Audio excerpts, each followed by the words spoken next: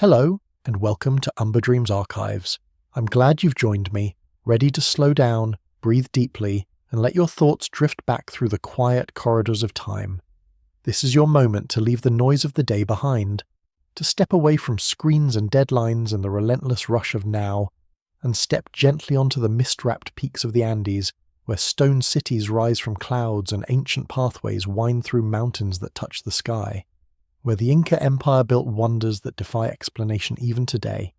Here, in this space between past and present, we wander together through vanished worlds that time tried to erase but couldn't quite forget. We climb terraces carved into impossible slopes where farmers once coaxed maize and potatoes from thin mountain air. We stand before walls of granite fitted so precisely that not even a knife blade can slip between the stones, assembled without mortar or metal tools by hands guided by knowledge we're only beginning to understand.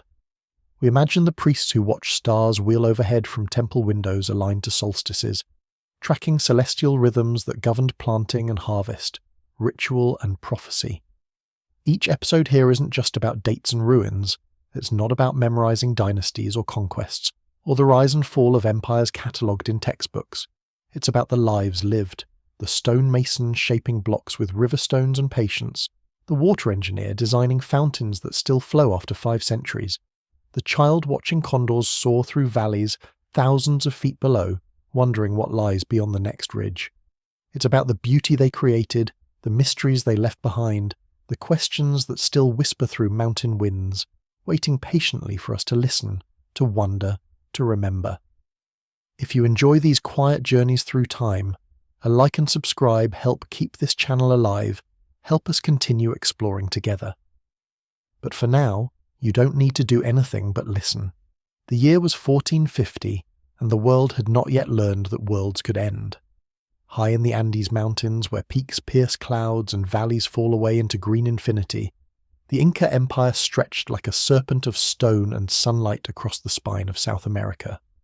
From the northern reaches of modern Ecuador down through Peru and Bolivia, to the cold deserts of Chile, a single civilization bound together millions of people through roads that climbed mountains and bridges that spanned chasms, through a language called Quechua, and a system of governance so efficient that Spanish conquerors would later marvel at its sophistication even as they destroyed it.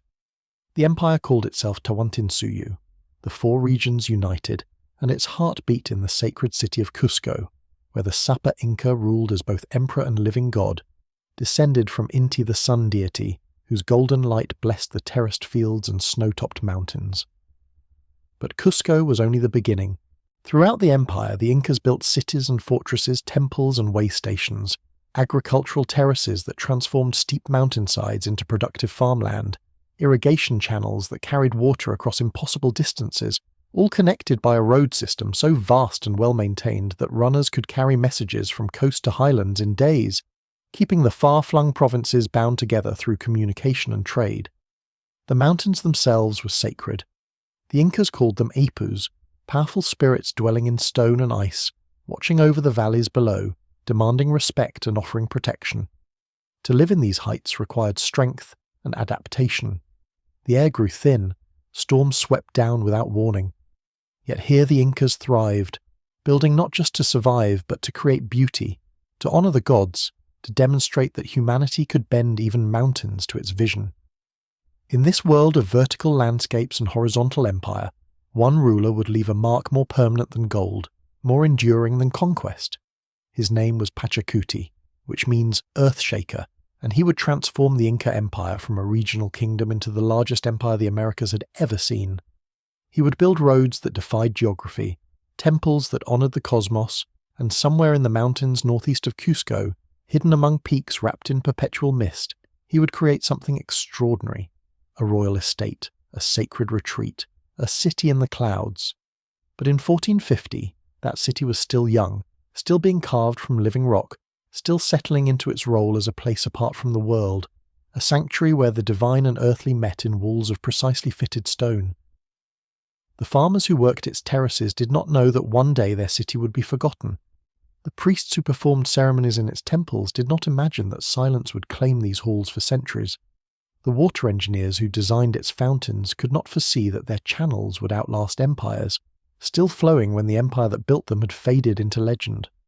The world had not yet learned that worlds could end. The Spanish had not yet arrived. The diseases that would kill millions had not yet crossed the ocean. Machu Picchu stood complete and occupied, its population going about daily tasks, planting and harvesting, worshipping and building, living lives whose details have largely vanished, but whose works remain, waiting in the mist. The Andes stretched forever, green and grey and white, peaks marching toward horizons that seemed infinite. Condors circled on thermal winds. Rivers roared through gorges thousands of feet below. And high above the Urubamba River, on a ridge between two mountains, stone walls rose in geometric precision, testament to human ambition and divine inspiration, to the belief that even in the clouds, civilization could flourish. The empire was at its height. The future seemed secure. No one could imagine the catastrophe approaching from across the sea, the collision of worlds that would shatter everything the Incas had built, leaving only stones and silence and mysteries that would perplex generations yet unborn. But that catastrophe was coming, and when it arrived, Machu Picchu would become something its builders never intended: a secret, a refuge, a ghost. The morning of July 24th, 1911 dawned grey and damp over the Peruvian Andes. Hiram Bingham was tired. The American historian from Yale University had been travelling for days through mountain terrain that tested even the hardiest travellers, following rumours and fragments of stories about lost cities hidden in the peaks above the Urubamba River. He was searching for Vilcabamba, the legendary last refuge of the Inca rulers who fled Spanish conquest, the place where the final embers of Inca resistance had burned before being extinguished in 1572. Local guides had told him about ruins, but ruins were common in Peru. Most turned out to be minor sites, interesting but not extraordinary, certainly not the grand discovery he hoped would make his reputation. His expedition party was small: a Peruvian military escort named Sergeant Carrasco, a local farmer named Melchor Arteaga who knew the area, a few porters carrying supplies. They camped near the river at the base of towering peaks, and that morning Arteaga mentioned ruins on the mountain above them, a place called Machu Picchu, the old peak, where some local families farmed terraces among ancient stones. Bingham was sceptical but agreed to investigate. The climb would be difficult, but he had come this far. They began ascending shortly after breakfast, following a path that was barely a path at all, more a suggestion of passage through vegetation that clung to steep slopes. The mountain rose sharply above the river, which roared through its gorge far below, white water cutting through green walls of stone and forest. Clouds moved through the valleys, obscuring and revealing the landscape in shifting veils of mist. The air was cool and damp. Orchids grew in crevices. Birds called from trees whose branches dripped with moisture. Higher they climbed, using hands as much as feet, pulling themselves up slopes where one misstep could mean a fatal fall. Bingham's clothes were soon soaked with a combination of rain, river spray and sweat. His boots slipped on wet stones. But he kept climbing, driven by curiosity and the historian's hope that around the next bend, over the next rise, something significant might be waiting. They encountered terraces first, agricultural platforms built into the mountainside, still used by local farmers who had cleared some of the vegetation. 2 families lived here, farming potatoes and maize among ruins they treated with casual familiarity. A boy named Pablito Alvarez served as guide, leading Bingham along narrow paths through bamboo and trees, pointing out walls mostly covered by vegetation, structures whose scale and purpose remained hidden beneath centuries of growth. Then they emerged onto a ridge, and Bingham saw what the jungle had concealed. Walls of white granite rose from the earth, fitted together with such precision that the joints between stones were almost invisible. Not rough stonework like many ruins Bingham had seen, but engineering of breathtaking sophistication, blocks weighing tons shaped to fit together in complex 3-dimensional puzzles, assembled without mortar or metal tools. Buildings emerged from the mist, their forms still intact despite centuries of abandonment. Roofs gone but walls standing firm, testaments to construction techniques that defied easy explanation. He walked through streets paved with stone, past doorways with trapezoidal openings, earthquake-resistant architecture that had survived 5 centuries of tremors, past what appeared to be temples, their windows aligned to astronomical phenomena he couldn't yet identify. past residential sectors where ordinary people had lived, sleeping and eating and raising families in rooms now empty and silent. The scale overwhelmed him. This was no minor site. This was a city, substantial and sophisticated, built with resources and labour that implied imperial backing, royal purpose. Bingham took photographs with shaking hands, documenting walls and terraces, temples and plazas. He made notes, trying to capture details he feared he might forget, dimensions and orientations, architectural features and engineering marvels. His mind raced with questions. Who built this? When? Why here, in such an inaccessible location? Why was it abandoned? And most importantly, why didn't any Spanish chronicles mention such an extraordinary place? The local farmers watched his excitement with bemused patience. To them these were old stones, useful for farming but not particularly mysterious. They had lived here for years without attracting outside attention. Now this North American was treating their backyard like the discovery of the century, photographing every wall, measuring every terrace, writing frantically in his notebook as if afraid the ruins might vanish if he looked away. The clouds shifted, revealing more structures climbing the mountainside, temples perched on outcrops, terraces descending in geometric precision, stone staircases connecting different sectors, and surrounding everything, mountains rising even higher, peaks wrapped in clouds, valleys falling away into depths where rivers ran invisible below layers of mist. Bingham was certain he had found Vilcabamba, the lost city of the Incas. He was wrong about that. Vilcabamba lay elsewhere, deeper in the jungle, and would be identified decades later. But he was right about the importance of what he had found, even if he misunderstood its purpose and history. Machu Picchu was not lost. Local people had always known it was here, but to the outside world, to historians and archaeologists, to everyone who studied the Inca Empire and its final days, this city had been completely unknown, unrecorded, unmentioned in any Spanish document or indigenous testimony. Bingham didn't discover Machu Picchu. He revealed it, and in doing so he opened a mystery that would consume lifetimes of study and still remain unsolved. When Hiram Bingham returned to Yale and announced his discovery, the academic world responded with measured enthusiasm tempered by significant doubt. Ruins in Peru were not unusual. The Inca Empire had been extensively studied since Spanish conquest in the 16th century, and dozens of archaeological sites had been documented throughout the 19th and early 20th centuries. Every few years someone claimed to have found a lost city, and most such claims proved exaggerated. Bingham's photographs were impressive, certainly, showing stonework of obvious quality and scale, but photographs could be misleading. Without proper excavation, without artifacts and analysis, without careful study of context and chronology, it was premature to call Machu Picchu a major discovery. The skeptics had reasonable objections. If this city was truly significant, why had no Spanish chronicler mentioned it? The conquistadors had been thorough in documenting their conquest, recording Inca cities and fortresses, temples and treasures.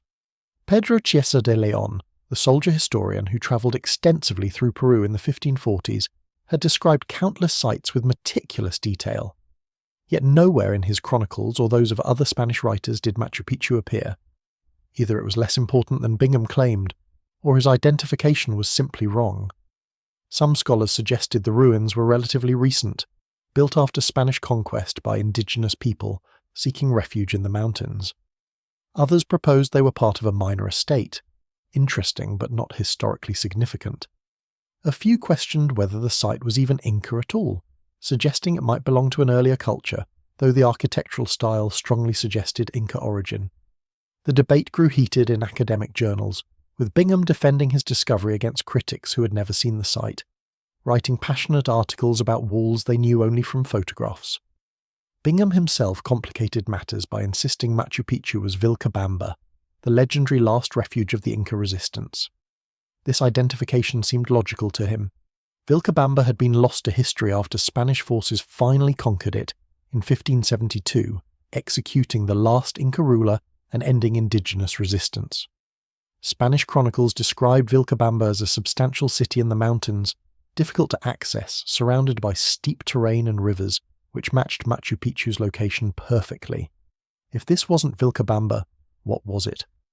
But other scholars noted problems with this identification. Spanish accounts of Vilcabamba described a tropical location with coca, plantations and gold mines, neither of which fit Machu Picchu's high-altitude environment. The distances and directions given in Spanish texts didn't match either.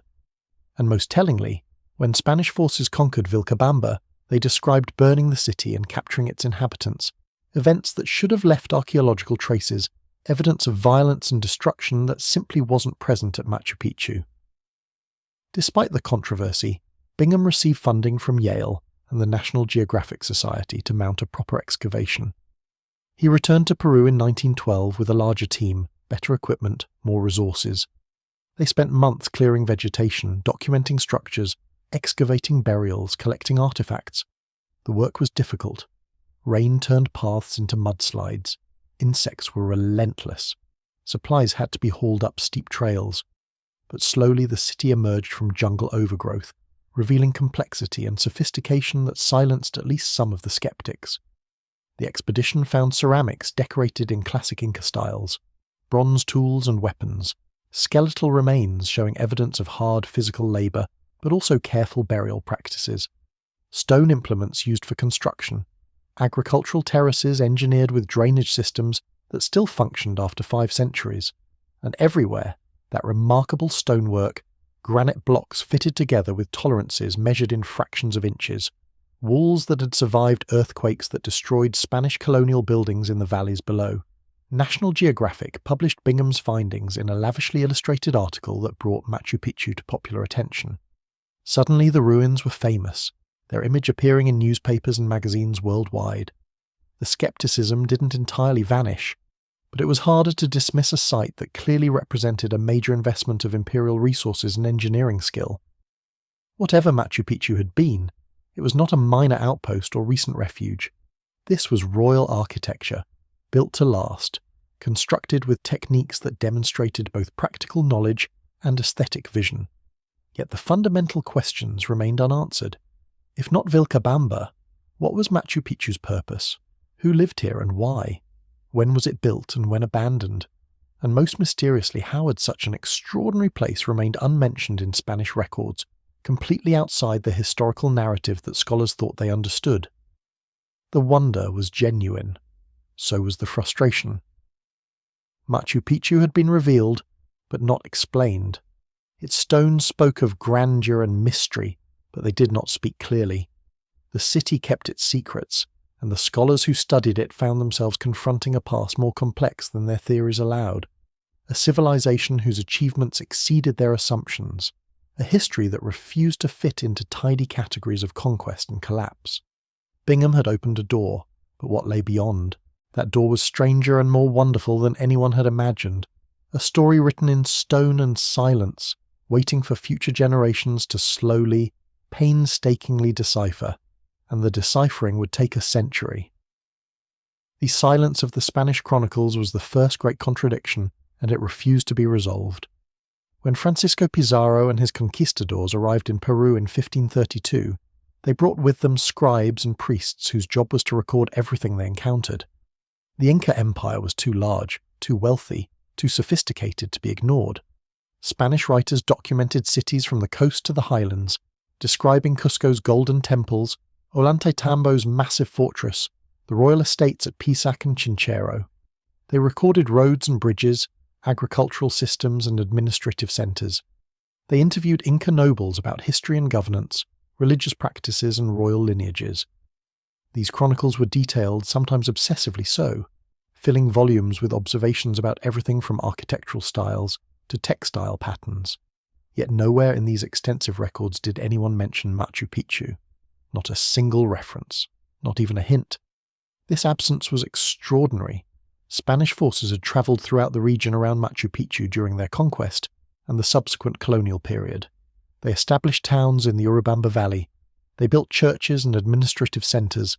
They exploited silver mines in the mountains. They hunted Inca resistance fighters who fled into remote areas. Surely someone should have noticed a substantial stone city on a mountain ridge, visible from certain vantage points in the valley below, accessible by ancient Inca trails that the Spanish often used for their own expeditions. One possibility was that the Spanish simply never visited Machu Picchu. that the city's location kept it hidden from conquistador eyes. The trail from the Urubamba River was steep and difficult, not the kind of path Spanish soldiers in armour would choose without good reason. The city sat high above the main valley routes, removed from strategic locations or resource-rich areas that attracted Spanish attention. Perhaps it was simply overlooked, a significant site that happened to be just isolated enough, just difficult enough to reach, that busy conquistadors pursuing gold and converts never bothered with the climb. But this explanation had problems. Local indigenous people knew about Machu Picchu. When Bingham arrived, families were farming there. These families had ancestors who presumably also knew about the ruins. And indigenous people frequently served as guides for Spanish expeditions, showing conquistadors routes through the mountains, identifying important sites, sometimes voluntarily, often under coercion. It seemed unlikely that no one ever mentioned the ruins to their Spanish overlords, especially since the Spanish specifically sought out Inca sites for treasure and symbolism, destroying temples and repurposing stones for their own buildings. A second possibility was more intriguing. Perhaps Machu Picchu was deliberately concealed, hidden not by geography alone, but by human choice. If the site was sacred or politically sensitive, if it held significance that made preservation important, then the indigenous people who knew about it might have chosen silence. When the Spanish asked about important Inca locations, perhaps Machu Picchu was omitted from the lists they provided. Perhaps trails leading to the site were allowed to overgrow. Perhaps stories were quietly forgotten, or deliberately not passed to Spanish ears. This scenario suggested a level of coordinated secrecy that was difficult to prove but not impossible to imagine. The Inca resistance, led by Manco Inca and his successors, had operated from mountain strongholds for decades after the initial Spanish conquest. They successfully concealed Vilcabamba from Spanish forces for 40 years, demonstrating that large-scale secrecy was possible in the Andean landscape. If Machu Picchu held religious or political importance, protecting it from Spanish desecration might have been worth the effort of silence. But the contradiction went deeper than Spanish ignorance. Inca oral traditions, as recorded by Spanish chroniclers who interviewed indigenous nobles, also failed to mention Machu Picchu. These nobles, eager to preserve their history, recounted genealogies and victories, construction projects and royal estates. They named dozens of sites throughout the empire. Yet they too remained silent about this cloud city, either because they didn't consider it important enough to mention, or because they chose not to reveal its existence to their Spanish interrogators. The archaeological evidence deepened the mystery. Machu Picchu showed no signs of violent conquest, no burning, no mass graves, no evidence of Spanish interference. Unlike many Inca sites where Spanish stones were built atop indigenous foundations, where Christian churches replaced pagan temples, Machu Picchu remained purely Inca in its construction, untouched by colonial hands. This suggested the Spanish had truly never reached it, that the site was abandoned before or during conquest and then forgotten, slipping through gaps in the historical record. Yet the city's size and sophistication argued against unimportance. This was not a minor outpost.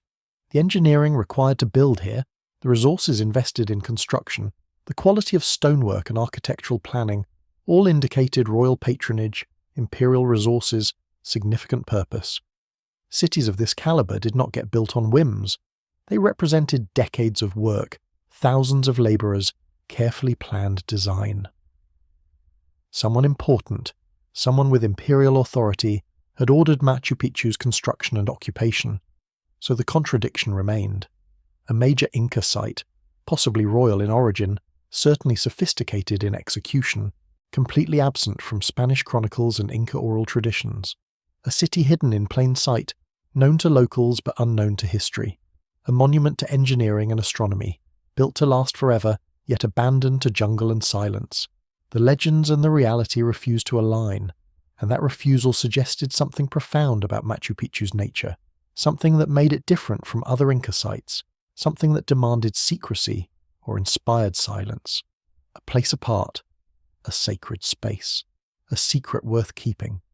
Within a decade of Bingham's expedition, competing theories about Machu Picchu's purpose multiplied like mist in the Andean valleys. The fortress theory arrived first, proposed by scholars who noted the city's defensive advantages. Perched on a narrow ridge between two mountains, protected by steep cliffs dropping thousands of feet to the Urubamba River, Surrounded by peaks that limited approach routes, Machu Picchu seemed ideally positioned to resist attack. The single main entrance could be easily defended. The terraces provided food security during sieges. Water sources within the city ensured survival during prolonged isolation.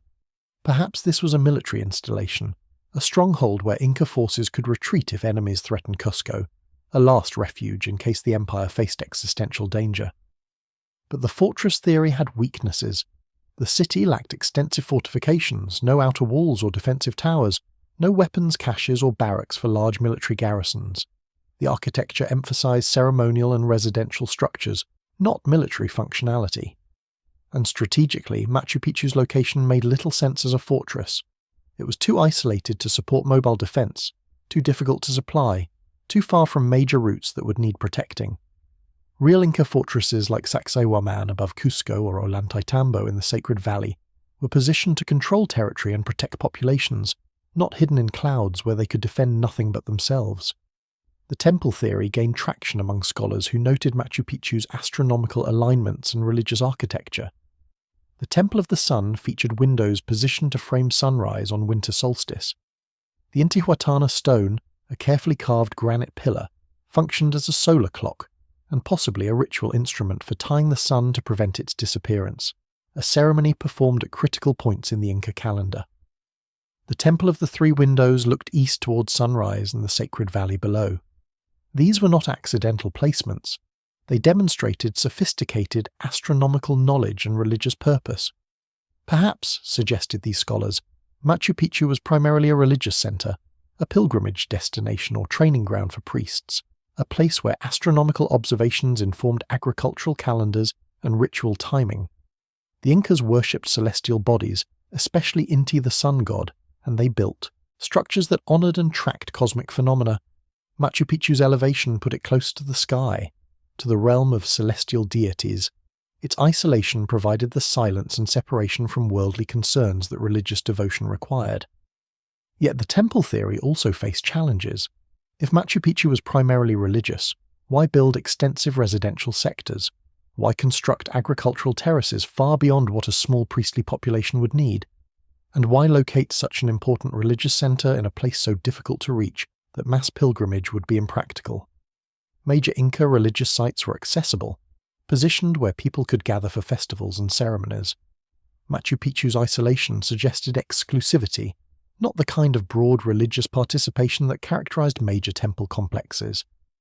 A third theory proposed that Machu Picchu was a royal estate, a retreat for the emperor and his court, similar to other mountain properties built by Inca rulers who wanted seasonal residences away from Cusco's political pressures.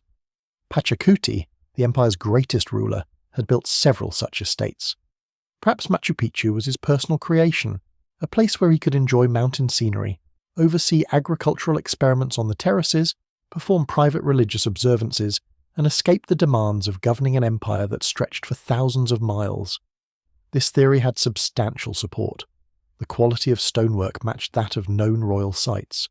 The combination of residential, agricultural, and ceremonial spaces fit the pattern of elite estates. Historical documents mentioned that Pachacuti had properties in the region around Machu Picchu, though they didn't specifically name this site, and the city's size was appropriate for a royal household plus servants, farmers, and guards, neither too small to be insignificant nor too large to be a major population center. But if Machu Picchu was royal, why abandon it? Royal estates were valuable property, passed down through generations, fought over by competing heirs. Other Pachacuti estates remained occupied and productive long after his death. What made Machu Picchu different? Why would such an investment be simply left to the jungle? Some scholars proposed hybrid theories. Perhaps Machu Picchu served multiple purposes, military and religious and royal all at once. Perhaps its function changed over time, built for one purpose and later adapted for another. Perhaps different sectors served different needs: the Temple of the Sun for astronomical ceremonies, the residential areas for permanent populations, the agricultural terraces for economic self-sufficiency. A few iconoclastic voices suggested even stranger possibilities. Could Machu Picchu have been a university, an educational center where Inca elites learned astronomy, agriculture, and governance? Could it have been a production center for special crops or textiles? Could it have housed chosen women, the a Kalakuna who wove fine cloth and brewed sacred beer for religious festivals. Each theory found some support in the archaeological evidence, and each faced contradictions that prevented acceptance as definitive explanation. The debates grew technical. Archaeologists analysed ceramic styles to determine when Machu Picchu was occupied. Astronomers calculated solar and stellar alignments to understand ritual purposes. Anthropologists studied skeletal remains to learn who lived here, their diets and health, their origins and social status. Historians scoured Spanish chronicles for indirect references that might clarify the site's identity. Engineers studied the stonework to understand construction techniques and labour requirements. But consensus remained elusive. Machu Picchu kept its secrets. And with each new theory, each careful study, the city seemed less like a simple puzzle waiting to be solved, and more like a complex story with missing chapters, a narrative whose key pages had been torn out or deliberately hidden. The stones were patient. They had waited 5 centuries already. They could wait longer. The work of understanding Machu Picchu required patience measured in decades, not years, and methods that evolved as technology advanced. In the early investigations, archaeologists cleared vegetation with machetes, revealing walls and structures one painstaking section at a time. The jungle reclaimed everything constantly, vines creeping back overnight, roots prying apart stonework, rain turning excavation trenches into muddy pools. Crews worked in difficult conditions, camping on terraces, hauling equipment up trails, contending with altitude sickness and tropical diseases. But gradually the city emerged, its sectors and structures mapped, its layout understood at least in basic terms. The agricultural terraces revealed engineering sophistication that impressed modern specialists. Each terrace was built in layers, bottom filled with rocks for drainage, middle layer of smaller stones and gravel, top layer of fertile topsoil carried from the valley below.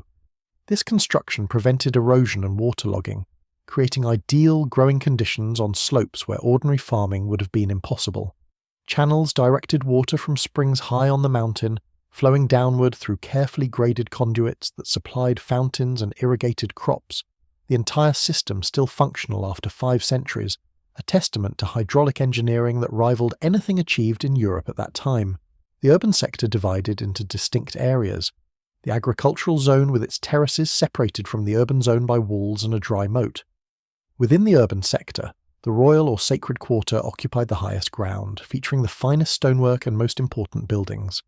Below this, residential neighbourhoods showed varying quality of construction, suggesting social stratification, elites living in well-built stone houses, workers, or servants in simpler structures. Industrial areas included what appeared to be workshops for stone cutting, textile production, and ceramic manufacturing. Storage facilities held grain and other supplies. Cemeteries occupied peripheral areas, their graves eventually yielding skeletal remains that would answer some questions and raise others. Careful excavation of burials provided crucial information. The skeletons belonged to people from various parts of the empire, not just local populations. This suggested Machu Picchu drew inhabitants from across Inca territory, either through forced resettlement, a common Inca practice for controlling conquered peoples, or through voluntary gathering of skilled workers and specialists. The remains showed evidence of hard physical labour, bone stress consistent with carrying heavy loads, joint damage from repetitive tasks. But they also showed generally good health and nutrition, access to varied foods, careful medical treatment of injuries. These were not slaves worked to death, but valued members of a functioning community. Artifact analysis complicated simple narratives. The ceramics dated primarily to the 15th century, matching the reign of Pachacuti and his immediate successors. This suggested construction began around 1450, and occupation continued for perhaps 80 years, possibly less. The pottery styles were sophisticated, decorated in patterns that indicated both Cusco influence and local traditions, suggesting resident artisans who maintained high standards of craft production. Bronze tools showed signs of intensive use, particularly implements for stoneworking and agriculture. But there were no iron tools, no European goods, nothing indicating contact with Spanish colonizers. The absence of Spanish artifacts was telling. It meant Machu Picchu was abandoned before conquest arrived, or at least before Spanish goods reached the area.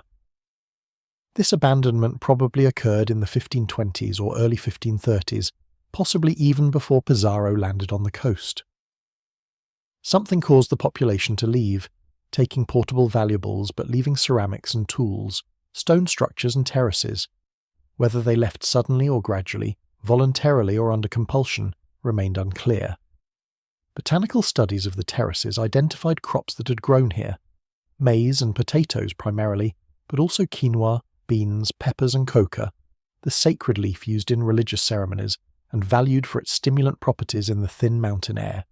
The variety suggested both practical agriculture and ritual cultivation, feeding the population while also providing ceremonial plants for religious observances. Pollen analysis revealed gardens near elite residences, ornamental plants chosen for beauty rather than nutrition, indicating that even in this remote location, aesthetics mattered, that the people who lived here created not just a functional city, but a beautiful one. Modern techniques brought new insights. Ground-penetrating radar revealed structures still buried beneath vegetation. Satellite imagery showed roads connecting Machu Picchu to other sites in the region, part of a network that integrated the city into broader imperial infrastructure. Chemical analysis of water sources traced channels back to springs, mapping the complete hydraulic system.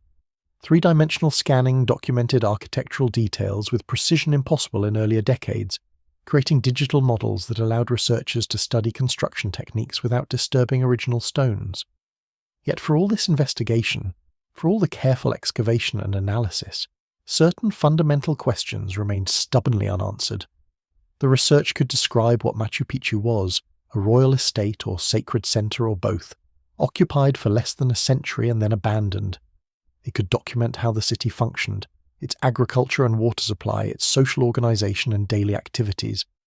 But it struggled to explain why Machu Picchu was built in this specific location, why it was abandoned, and why it vanished so completely from historical memory. The investigation continued because the mystery endured. Each answer generated new questions. Each discovery revealed how much remained unknown. The artifacts spoke in whispers, but archaeologists learned to listen closely. Ceramics were among the most abundant finds. Thousands of fragments scattered throughout Machu Picchu's sectors, pieces of broken pots and plates, jars and bowls, each one potentially containing information about who made it, when, and for what purpose. The pottery showed distinctive Inca imperial style, decorated with geometric patterns in red and black on cream-coloured clay, shapes standardized across the empire to facilitate administration and trade. But closer examination revealed variations, local touches, individual artisan choices that deviated slightly from imperial norms. These deviations suggested that while Machu Picchu received imperial oversight, its craftspeople retained some creative autonomy, maintaining traditions even while serving the state. One particularly telling find was a ceramic assemblage that included both fine serving vessels and simple cooking pots. The serving vessels featured polished surfaces and intricate designs, appropriate for elite consumption, while the cooking pots showed signs of heavy use, fire-blackened exteriors, worn rims from daily stirring and serving. This mixture indicated that Machu Picchu housed both aristocrats and workers, people who dined on decorated tableware, and people who prepared food in utilitarian containers, all living within the same small city, their lives intertwined through service and hierarchy. Bronze tools revealed technological sophistication. The Incas never developed ironworking, but their bronze metallurgy was advanced, combining copper and tin in proportions that produced strong, durable implements. At Machu Picchu, archaeologists found bronze knives and axes, chisels and pry bars used for stoneworking, agricultural implements for terracing and planting, ceremonial items including pins and mirrors. The tools showed extensive wear, evidence of constant use over years or decades. Some had been resharpened multiple times, their blades worn thin from repeated honing. Others showed repairs, broken handles replaced, damaged sections reworked. These were valued objects, maintained carefully, used until they literally fell apart. Stone tools supplemented the bronze implements. River cobbles served as hammers for shaping granite blocks, their surfaces pitted and scarred from repeated impacts.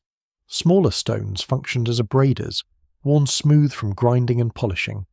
Obsidian flakes, imported from distant volcanic regions, provided sharp edges for precise work, cutting and scraping with efficiency that metal couldn't match for certain tasks. The presence of obsidian confirmed trade networks extending far beyond the immediate region, connecting Machu Picchu to the larger imperial economy.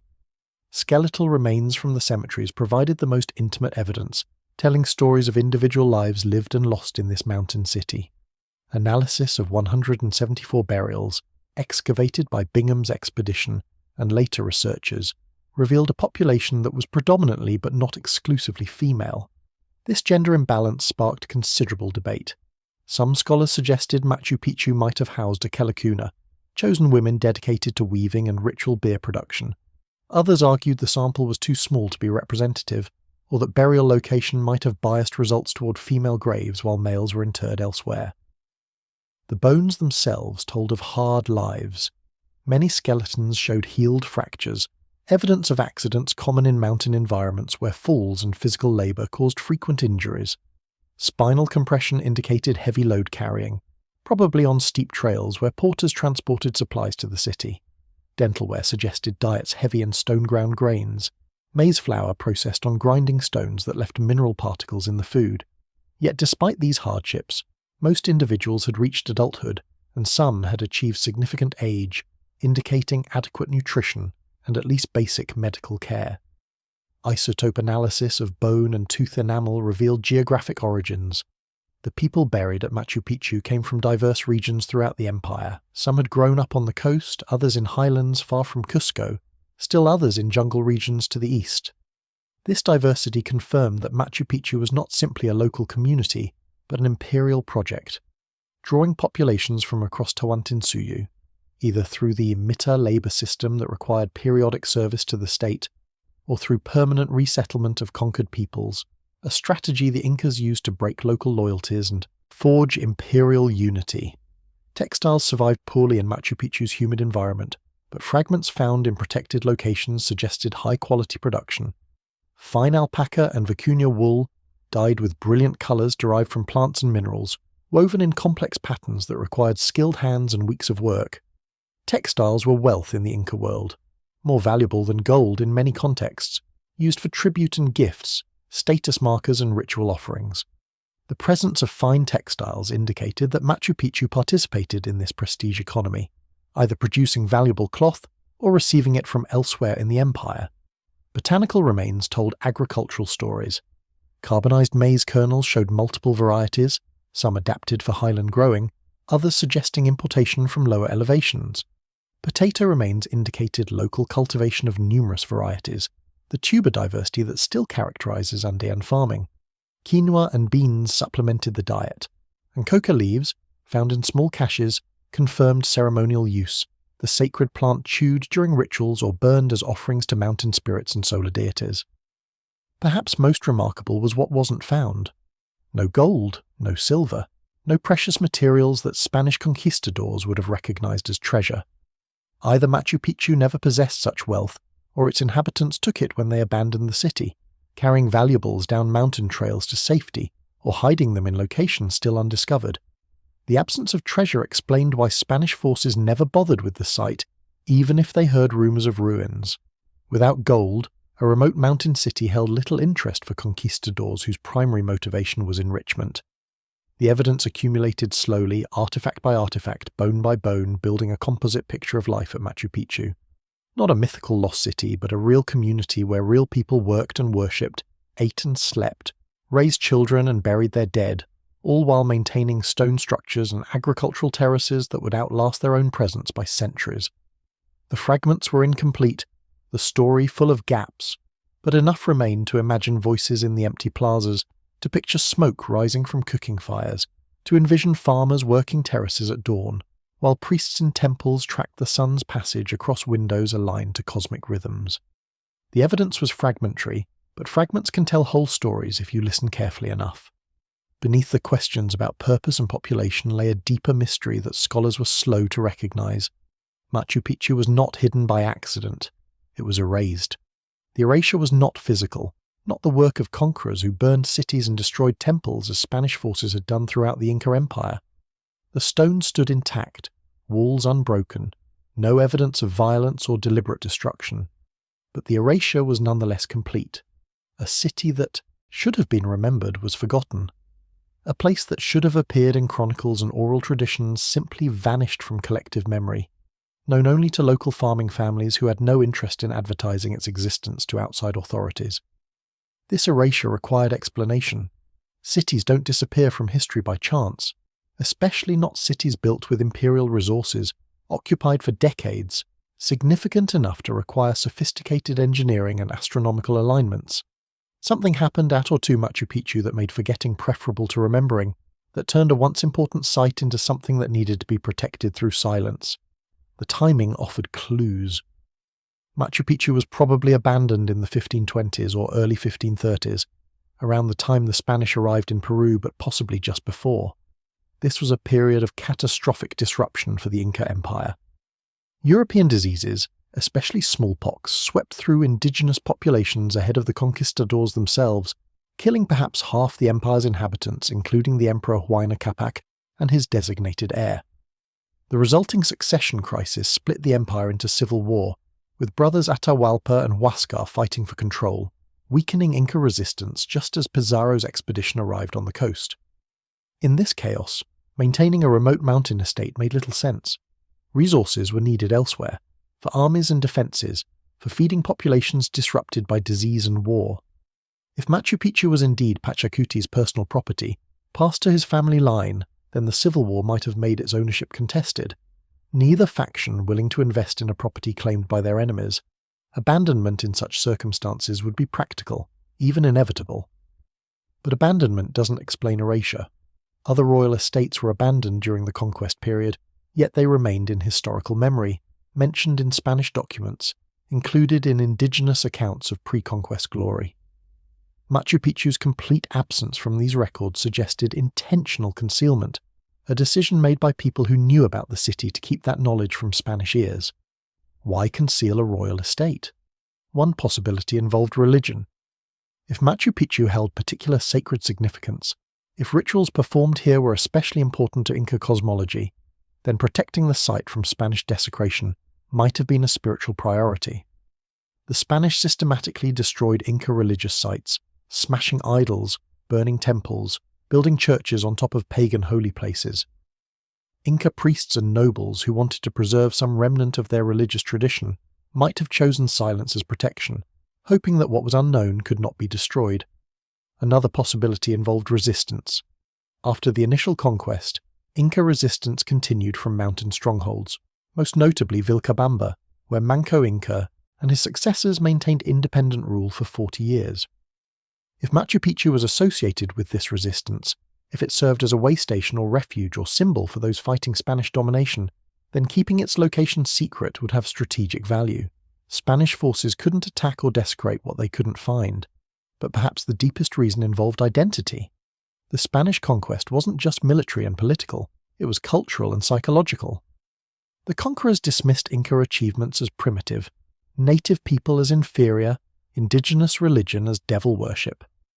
In response, some Inca nobles retreated into protective silence, refusing to share sacred knowledge with people who would only mock or destroy it. Machu Picchu might have been caught in this withdrawal, deliberately excluded from accounts given to Spanish chroniclers, protected through a collective decision to let it fade from public memory while preserving knowledge within families who could be trusted. Modern discoveries supported this interpretation. When Bingham arrived in 1911, he found local families farming the terraces, people whose presence there suggested generations of continuity, ancestors who had known about these ruins for centuries but never reported them to colonial authorities. This wasn't ignorance or isolation. The families lived relatively close to Spanish towns, participated in colonial economy, surely had contact with priests and officials.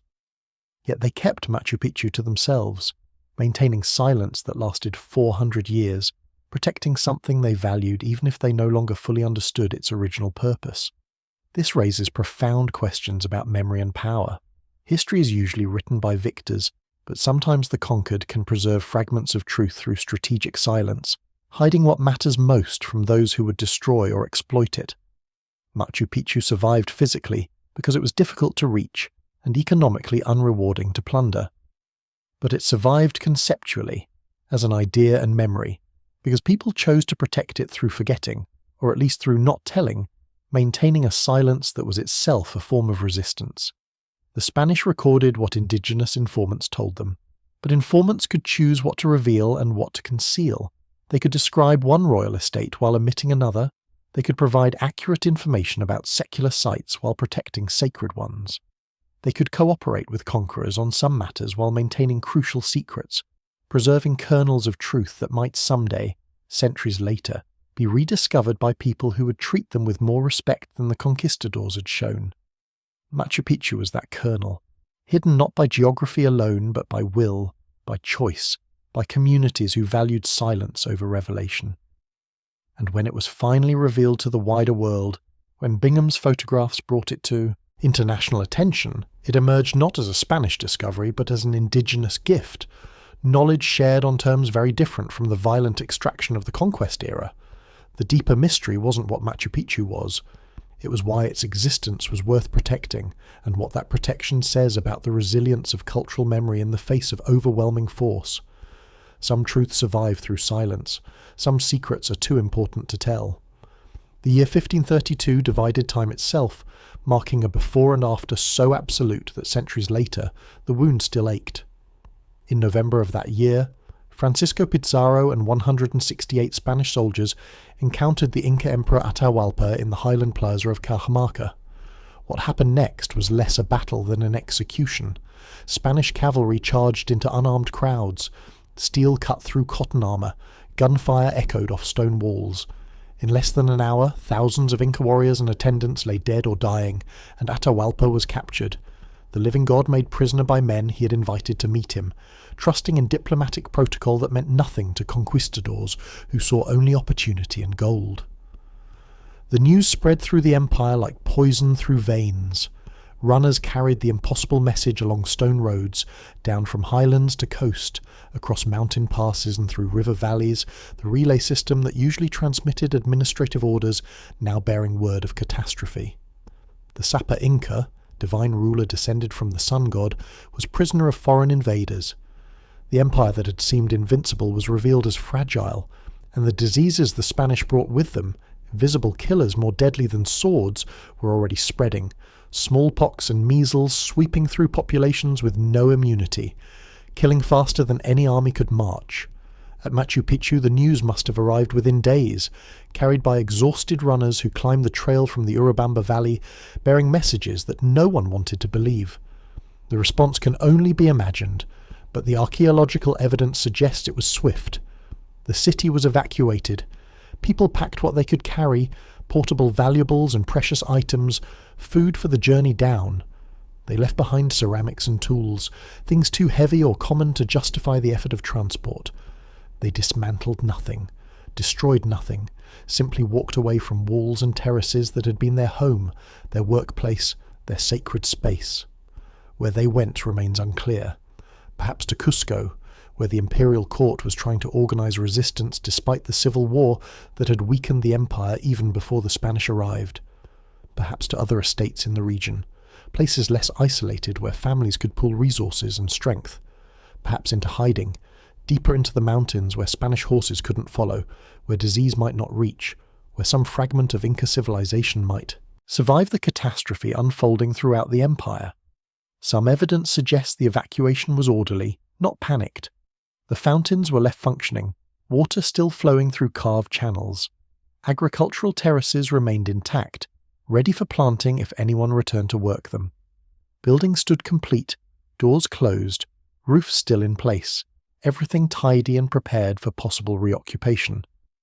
This suggested hope, belief that the emergency might be temporary, that after dealing with the Spanish crisis the estate could be reoccupied, life resumed, the city brought back to its intended purpose. But no one came back. The crisis didn't end. It deepened, spiraling into decades of war and disruption that transformed the Andes forever.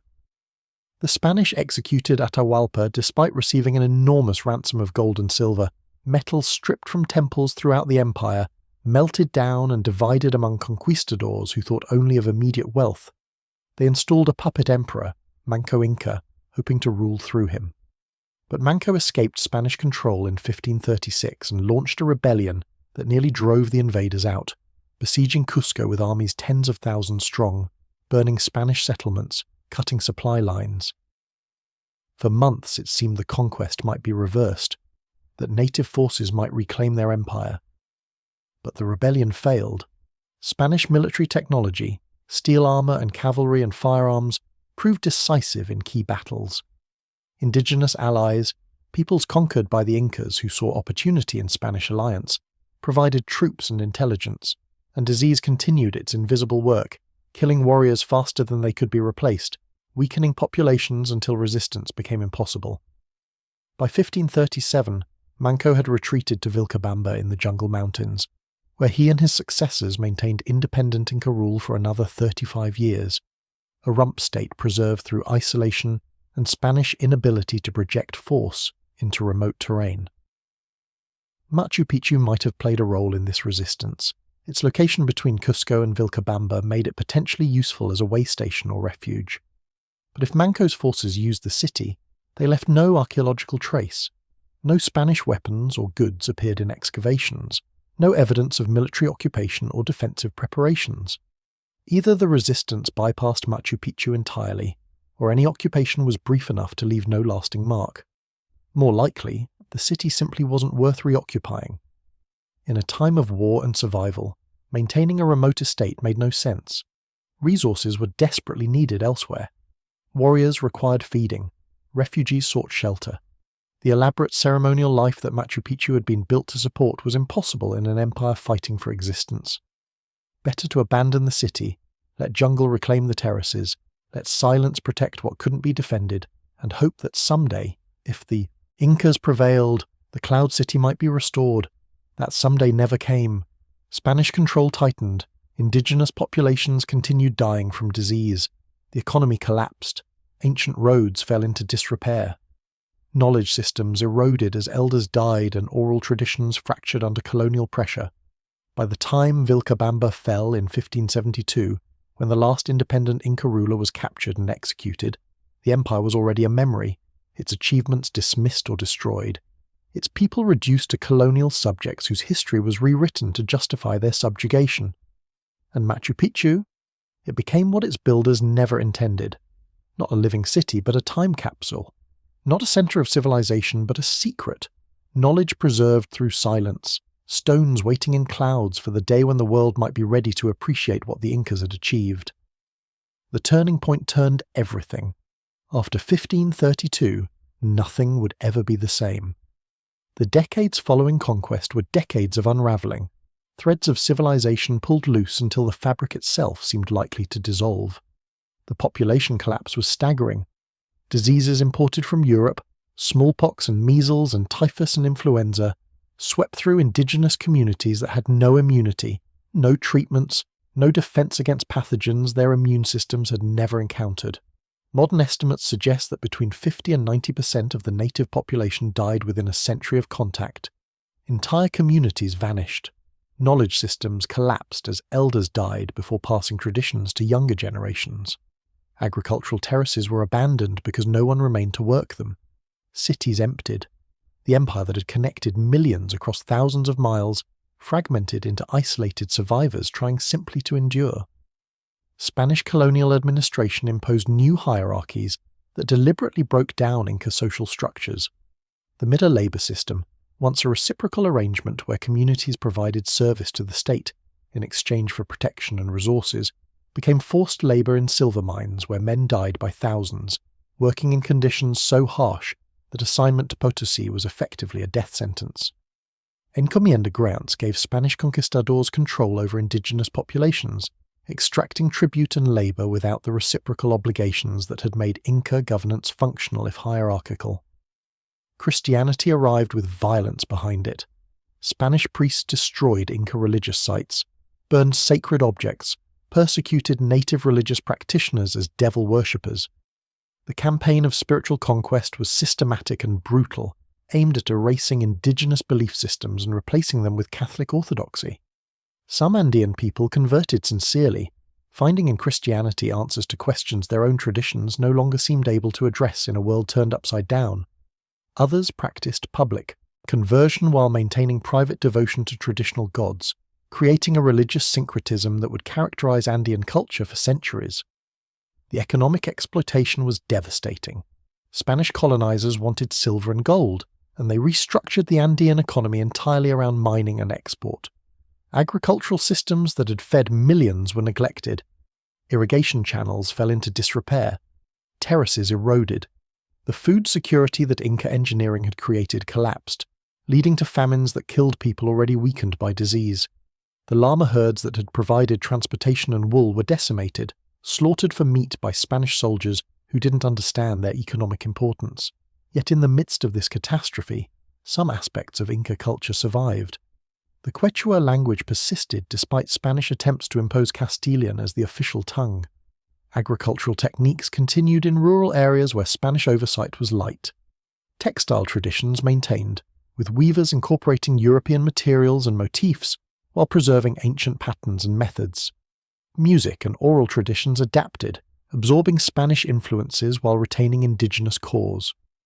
The culture bent but didn't break, transforming under pressure but not disappearing entirely. Machu Picchu's abandonment fit into this larger pattern. As the empire collapsed, maintaining remote ceremonial centers became impossible. The elaborate court life that had justified building such places no longer existed. The astronomical observations that had organized agricultural calendars meant less when no one had resources to plant according to traditional schedules. The religious ceremonies that had sanctified imperial power seemed hollow when the empire itself had fallen. Better to abandon the city than to watch it decay through neglect. Better to preserve it as memory than as reality. But abandonment also meant protection. Spanish colonizers systematically looted accessible Inca sites, stripping gold from temples, melting down silver artifacts, desecrating tombs in search of burial goods. They demolished structures to reuse stones for colonial buildings. They built churches directly on top of Inca temples, physical manifestations of conquest and cultural domination. Machu Picchu, remote and unrecorded, escaped this fate. Its stones remained Inca stones, untouched by Spanish hands, preserved not through Spanish respect but through Spanish ignorance of its existence. This created an irony. The fall of the empire protected Machu Picchu. If the city had remained occupied and important, Spanish forces would have found it and destroyed or transformed it as they did with other significant sites. Because it was abandoned early, because local people chose silence over revelation, because jungle growth concealed what isolation protected, Machu Picchu survived as an intact example of Inca achievement, architecture and engineering preserved in forms that Spanish conquest obliterated elsewhere. The consequence of conquest was selective. Some knowledge was destroyed, some preserved. Some traditions died, others adapted. Some places were obliterated, others hidden. Machu Picchu represented the latter category, a fragment of pre-conquest civilization maintained through abandonment, through silence, through the protective obscurity that comes from being difficult to reach and economically unrewarding to exploit. The survivors of the conquest, those indigenous people who endured disease and exploitation, maintained a complex relationship with their own history. On one hand, they had to accommodate colonial reality, learning Spanish, converting to Christianity, participating in economic systems designed to extract their labor. On the other hand, they preserved what they could of their traditions, teaching children Quechua, maintaining agricultural practices, remembering stories about the empire before the fall, even if those stories became increasingly fragmentary and mythologized. In this context, Machu Picchu became something its builders never intended, but that later generations desperately needed. A physical reminder that before the conquest, before the dying and exploitation, before colonial humiliation, the Inca had created something magnificent. A city in the clouds, built with precision and care, demonstrating engineering and astronomical knowledge that rivaled European achievements, proof that indigenous civilization had been sophisticated and accomplished, not the primitive savagery that Spanish propaganda claimed. The fall led paradoxically to preservation. The rise would come later, centuries later, when the world was finally ready to recognize what the Incas had achieved, when indigenous heritage could be celebrated rather than suppressed, when stones long silent could speak again about human capacity for creating beauty in even the most challenging environments. But that recognition still lay in the future, waiting like the city itself, patient in the clouds. Machu Picchu's rediscovery in 1911 arrived at a moment when the world was ready to reconsider its assumptions about civilization and progress. The early 20th century was a time of questioning. European empires were reaching their maximum extent, even as voices within those empires began challenging colonial narratives. Anthropologists were developing more sophisticated methods for studying indigenous cultures, moving away from crude evolutionary hierarchies toward recognition that different societies represented different adaptations to different environments, not stages on a ladder from primitive to advanced. Archaeology was becoming more scientific, less focused on treasure hunting, and more interested in understanding past societies on their own terms.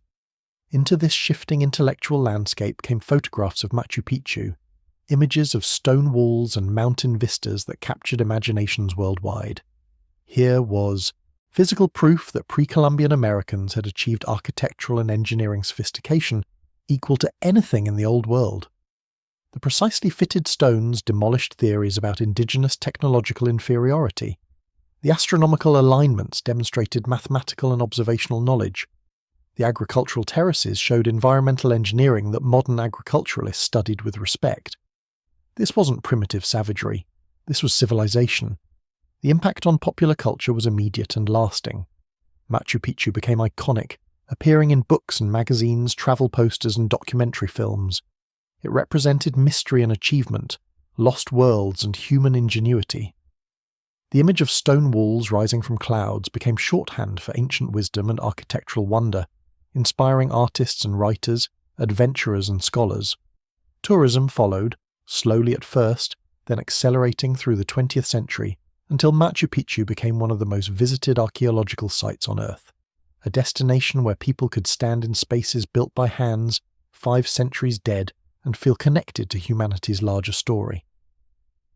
For indigenous Andean people, the international recognition meant something deeper. Centuries of colonial propaganda had portrayed their ancestors as inferior, their cultures as primitive, their achievements as negligible. Machu Picchu contradicted this narrative viscerally. The stones spoke louder than Spanish chronicles, demonstrating that Inca civilization had been remarkable, that indigenous engineering and astronomy deserved respect, that pre-conquest Andean societies had created beauty and sophistication that colonizers had either destroyed or failed to recognize.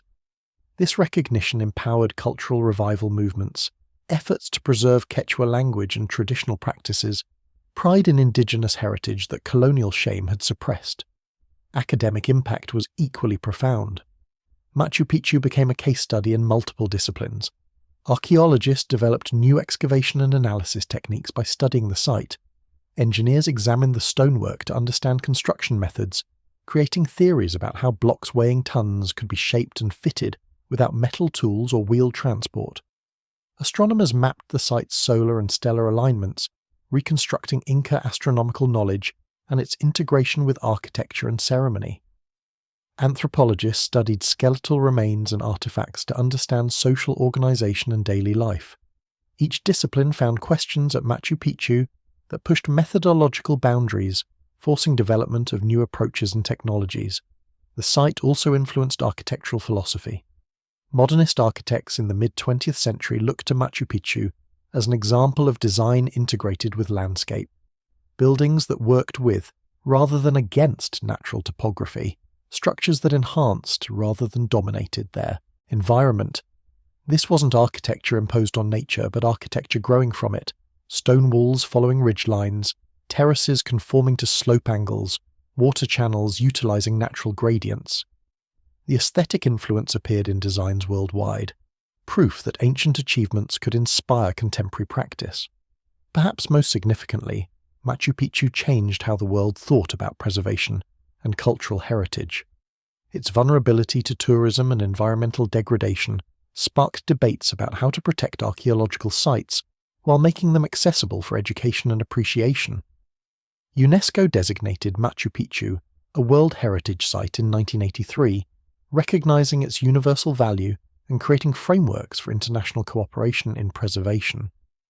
These frameworks influenced heritage management globally, establishing principles that societies have responsibilities to protect not just their own past but humanity's collective heritage. The site also impacted Peru's national identity and economy. Machu Picchu became a symbol of Peruvian achievement, featured on currency and official documents, central to tourism marketing that portrayed Peru as a land of ancient mysteries and modern adventures. The revenue from tourism funded development and infrastructure, though it also created tensions between preservation and economic exploitation, between local communities and national interests, between accessibility and conservation. These tensions remain unresolved, ongoing negotiations about who owns the past and who benefits from it. On a philosophical level, Machu Picchu challenged Western assumptions about progress and civilization. Its abandonment and rediscovery suggested that societies could create magnificent achievements and then lose them, that knowledge could be forgotten, that progress wasn't linear or inevitable. This counter-narrative to Victorian optimism resonated in a century marked by world wars and colonial collapse, offering a more complex understanding of human history as cycles of achievement and loss, building and abandonment, memory and forgetting. The impact continues evolving. Modern indigenous movements cite Machu Picchu as evidence for land rights and cultural recognition.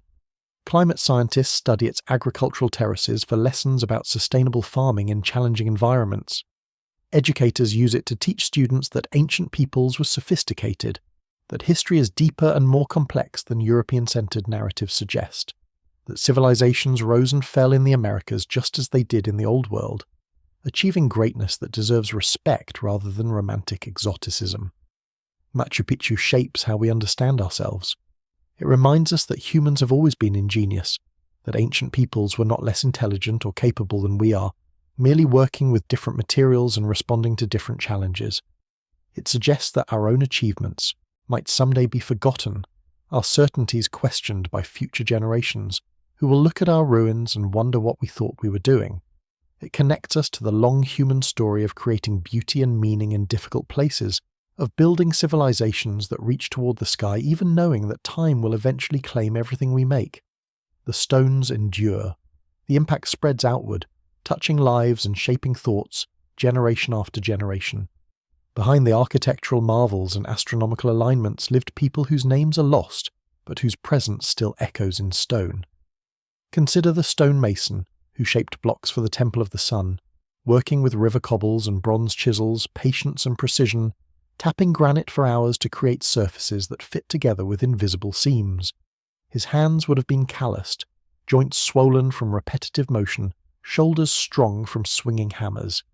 He probably learned his craft from his father or a master mason, apprenticing for years before achieving the skill level required for royal construction.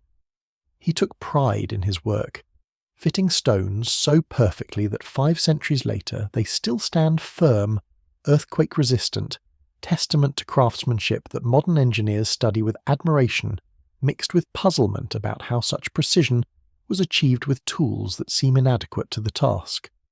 Think of the water engineer who designed the 16 fountains flowing down through the urban sector, understanding hydraulic principles through observation and experimentation, calculating gradients that would maintain flow without erosion, creating channels that distributed water equitably to different parts of the city. She, because some evidence suggests women held important technical roles in Inca society, would have studied existing water systems elsewhere in the empire, learning from predecessors, innovating solutions to Machu Picchu's specific challenges. Her fountains still flow, the ultimate validation of design excellence, water following paths she charted 500 years ago, clear and cold from mountain springs, sustaining no one now but still performing the function for which they were created. Imagine the farmer who worked the eastern terraces, rising before dawn to check crops, tending maize and potatoes through growing seasons that began with ritual prayers to Earth Mother Pachamama and Sun Father Inti. His feet would have known every step and path, legs adapted to steep slopes, lungs efficient in thin mountain air. He understood crop rotation and companion planting, soil enrichment and pest management, knowledge accumulated over generations, passed from elders to children through demonstration and story. When harvest came, he carried produce up stone stairs to storage facilities, contributing to the city's food security, participating in cycles of reciprocity that bound community members together through mutual obligation and support. Picture the priestess who observed celestial phenomena from the Temple of the Sun, tracking solstices and equinoxes, understanding that cosmic rhythms governed agricultural calendars and ritual occasions. She would have memorized star patterns and planetary movements, recognized when Pleiades rose before dawn, signaling time to plant, knew which mountain peaks framed sunrise at critical calendar points. Her knowledge was practical astronomy blended with religious cosmology, observation serving both agricultural planning and spiritual understanding. When she reported celestial events to city leaders, she guided decisions about planting and harvesting, ceremony and celebration, connecting human activity to cosmic order. Consider the young woman recently arrived from the coast, resettled through their mitar system that redistributed populations throughout the empire. She was learning to weave in the Inca style, fingers trained to work alpaca wool, creating geometric patterns that encoded information and status, textiles that were wealth and art and communication all at once. Homesick probably, missing family and familiar landscapes, but adapting to mountain life, making friends among other mitar workers, finding her place in this strange cloud city so different from coastal valleys where she was born. Her DNA appears in skeletal remains, excavated from Machu Picchu's cemeteries, isotope signatures revealing distant origins, telling migration stories written in bone and tooth enamel. Think of the elderly man who had served Pachacuti decades earlier, who remembered when Machu Picchu was new, construction just completed, terraces newly planted, when the emperor himself visited to inspect his mountain estate and perform ceremonies honouring the Apu spirits dwelling in surrounding peaks. This old man told stories to children, keeping alive memories of the empire's glory days, teaching history and values through narrative, connecting younger generation to achievements they were inheriting. When disease arrived, when the empire began unravelling, his stories became increasingly precious, oral tradition preserving knowledge that written records, which the Incas never developed, could not maintain. Picture the messenger runner arriving exhausted from Cusco, bearing news that would change everything. 1532, word of Atahualpa's capture, Spanish invasion, empire in crisis. He would have run for days using relay stations along the royal road system, carrying messages that administrators desperately needed to receive. At Machu Picchu, he delivered his burden to officials who must have heard his words with disbelief, with horror, with dawning realization that their world was ending, that the city they had built and maintained might need to be abandoned, that safety might lie only in retreat and silence. These voices are forgotten, names lost, individual stories erased, but their collective presence remains tangible. Walk Machu Picchu's streets and you walk where they walked. Touch walls and you touch stones they shaped and fitted. Look at the view and you see what they saw. Mountains and clouds, valleys falling away toward the Vilcabamba River, condors riding thermal currents overhead. The connection across centuries is direct and physical, stone mediating between their hands and ours, their vision and ours, their achievement and our appreciation. The human element grounds the grandeur. Machu Picchu wasn't built by gods or aliens or supernatural forces. It was built by people, skilled and ordinary, brilliant and mundane, working together over decades to create something beautiful in a challenging location. They succeeded magnificently. And when circumstances forced abandonment, when the empire collapsed and survival required leaving this mountain sanctuary, they walked away from their achievement with whatever hope and heartbreak such departure entailed, carrying memories that would eventually fade but leaving stones that would endure, mute testimony to human capacity for creating meaning and beauty even in the most improbable places. The voices are forgotten, but the work remains, and through that work we can still hear echoes of lives lived fully in a time and place now lost to everything except memory and stone. Not everyone accepted the conquest quietly, and the resistance that followed Spanish invasion shaped the Andes for decades. Manco Inca, the puppet emperor the Spanish installed after executing Atahualpa, observed the conquerors carefully during his months under their control in Cusco. He saw their greed, their brutality, their contempt for Inca culture and religion. He heard reports of atrocities committed against his people throughout the empire, and in 1536 he made his decision. He would resist, not through accommodation or hopeful diplomacy, but through war. The rebellion began with spectacular success. Manco escaped Spanish custody and gathered an army estimated at 100,000 warriors, far outnumbering the few hundred Spanish soldiers and their indigenous allies. He besieged Cusco, surrounding the city, cutting supply lines, launching attacks that came close to overwhelming Spanish defences. For months the outcome was uncertain. Spanish forces were trapped, running low on food and ammunition, facing enemies who knew the terrain and fought with desperate courage. If the siege had succeeded, if Cusco had fallen, the entire conquest might have been reversed.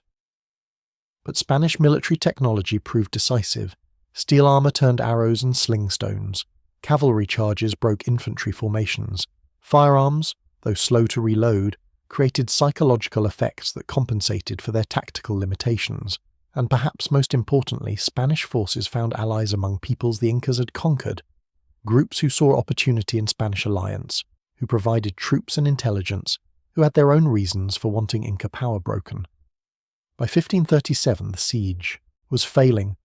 Spanish reinforcements arrived from the coast. Indigenous allies shifted battle's momentum. Manco made the hard decision to retreat, withdrawing with his remaining forces into the mountains northwest of Cusco, eventually establishing a base at Vilcabamba in the cloud forests where Spanish horses and armour were less effective, where knowledge of terrain provided defensive advantages. For the next 36 years, Vilcabamba remained independent, a neo-Inca state that controlled a significant portion of territory and maintained traditional governance and religious practices. Manco ruled until 1544 when Spanish refugees he had granted shelter assassinated him, but his sons continued resistance. The Spanish launched several expeditions against Vilcabamba, but found the terrain nearly impassable, the defenders well prepared, the cost of conquest prohibitively high. An uneasy stalemate developed, the Spanish controlling most of the empire but unable to eliminate this persistent pocket of resistance. Machu Picchu's location near routes between Cusco and Vilcabamba meant it potentially had strategic value during this period of resistance. If Manco's forces passed through the area, if the city served as a way station or supply depot, if refugees fleeing Spanish control found temporary shelter in its abandoned structures, those events left no clear archaeological signature. The terraces might have been worked by resistance fighters hiding from Spanish patrols. The fountains might have provided water for warriors moving through the mountains. The temples might have hosted ceremonies asserting continuity with pre-conquest traditions. But the evidence suggests that if such use occurred, it was brief and light. Machu Picchu was too exposed, too difficult to defend if discovered, too far from Vilcabamba's core territory to be a reliable base. More likely the resistance knew about the city, but chose not to occupy it permanently, perhaps visiting occasionally, perhaps using it for specific ceremonial purposes, but generally leaving it to its protective obscurity, recognizing that what was forgotten could not be targeted. The resistance wasn't purely military. Cultural resistance mattered equally. Throughout the colonial period, indigenous people maintained religious practices in secret, worshipping traditional gods while publicly adhering to Christianity. They preserved Quechua language despite Spanish pressure to adopt Castilian. They continued agricultural techniques and textile traditions, maintained music and oral history, taught children about the empire that had been. This cultural resistance was subtler than Manco's warfare but equally threatening to Spanish colonial authority, which sought not just political control but total cultural transformation. Some indigenous leaders cooperated with Spanish authorities, calculating that accommodation offered better survival chances than resistance. Others navigated complex middle ground, publicly accepting Spanish oversight while privately maintaining traditional practices, protecting what they could while compromising what they must. These choices created divisions within indigenous communities, accusations of collaboration versus pragmatism, debates about whether resistance or adaptation offered the better path forward. The divisions were painful and lasting, shaping Andean society for generations. The resistance finally ended in 1572 when Spanish forces, guided by indigenous informants and equipped for difficult mountain campaigning, finally conquered Vilcabamba. The last Inca emperor, Tupac Amaru, was captured and executed in Cusco's main plaza, his death marking the formal end of independent Inca rule. But the execution didn't end resistance. It went underground, manifesting in smaller rebellions, in preservation of cultural practices, in memories of the empire that refused to die despite centuries of colonial suppression. In this context of resistance and accommodation, Machu Picchu's silence becomes more understandable. To reveal the city to Spanish authorities would have been to surrender something precious, to give conquerors another site to desecrate, another achievement to dismiss or destroy. To maintain silence was to resist, preserving through concealment what could not be protected through force. The local families who farmed the terraces for centuries without reporting the ruins to colonial authorities were, perhaps unconsciously, continuing the resistance, maintaining a secret that honoured their ancestors' achievements by keeping those achievements from people who would not value them appropriately. The opposition took many forms. Some fought with weapons, some fought with silence. All fought to preserve something of the world that had existed before conquest, before disease, before the catastrophe that had transformed their civilization into a colonial possession. They succeeded partially, preserving fragments that future generations would use to reconstruct history, to reclaim pride, to demonstrate that before the fall, their ancestors had created wonders worthy of memory and respect. Resistance didn't restore the empire, but it preserved the possibility of remembering what the empire had been. The 20th century brought gradual recognition that indigenous Andean civilization deserved respect rather than dismissal, appreciation rather than exoticization. This awakening wasn't sudden or simple. It emerged through decades of shifting attitudes, political changes, academic reappraisals, and indigenous activism. The process was complicated by competing interests and perspectives: romantic idealization versus scholarly analysis, tourism economics versus preservation ethics, national identity politics versus indigenous self-determination. But gradually, unevenly, the world began understanding what Spanish chroniclers had refused to acknowledge, and what centuries of colonial propaganda had obscured: that the Inca Empire had been a remarkable achievement, that Andean cultures possessed sophisticated knowledge systems, that indigenous heritage deserved celebration. Machu Picchu played a central role in this awakening. The site's international fame brought attention to Inca achievements in ways that academic publications never could. Photographs captured popular imagination, making abstract historical arguments concrete and visible. Tourists who visited returned home with first-hand appreciation for Inca engineering and architecture, becoming ambassadors for cultural reappraisal. The economic benefits of heritage tourism gave Peruvian government incentives to protect and promote indigenous sites, creating an economic argument for preservation that complemented ethical and historical justifications. Indigenous movements in Peru and throughout the Andes gained strength during this period, asserting rights and demanding recognition. Activists argued that indigenous people should control their own cultural heritage, that archaeological sites belonged morally if not legally to descendants of the people who built them, that tourism revenue should benefit local communities rather than enriching distant corporations and government agencies. These arguments challenged colonial-era assumptions about who owned the past and who had authority to interpret it. The Peruvian government responded with policies that recognized indigenous languages and cultures, establishing Quechua as an official language, funding cultural programs, incorporating indigenous history into educational curricula. These changes were incomplete and often inadequately implemented, but they represented significant shifts from earlier policies aimed at cultural assimilation. The government also created frameworks for managing archaeological sites that attempted to balance preservation, research, tourism, and local community interests, though tensions between these goals remained constant. Academic scholarship contributed to awakening through increasingly sophisticated studies of Inca civilization. Archaeologists developed new methods for analyzing sites without extensive excavation, using ground-penetrating radar and satellite imagery, three-dimensional scanning and chemical analysis. Ethno-historians re-examined Spanish chronicles more critically, recognizing bias and identifying indigenous perspectives preserved within colonial documents. Anthropologists worked with indigenous communities to understand how traditional knowledge systems continued operating despite centuries of suppression, how agricultural practices and textile patterns encoded sophisticated information, how oral traditions preserved history that written records ignored. Machu Picchu became a laboratory for these new approaches. Researchers studied the site's astronomical alignments with precision instruments, mapping how structures framed solstices and tracked celestial events. Engineers analyzed stonework to understand construction techniques, debating theories about how blocks were shaped and moved, how earthquakes were anticipated and accommodated. Botanists examined agricultural terraces to learn what crops were grown and how soil fertility was maintained. Each study added detail to understanding of Inca achievements, demonstrating that the more carefully scholars examined indigenous technology and knowledge, the more impressive it appeared. The awakening also involved painful reckonings with colonial history. Museums in North America and Europe held thousands of artifacts removed from Peru during archaeological expeditions like Bingham's.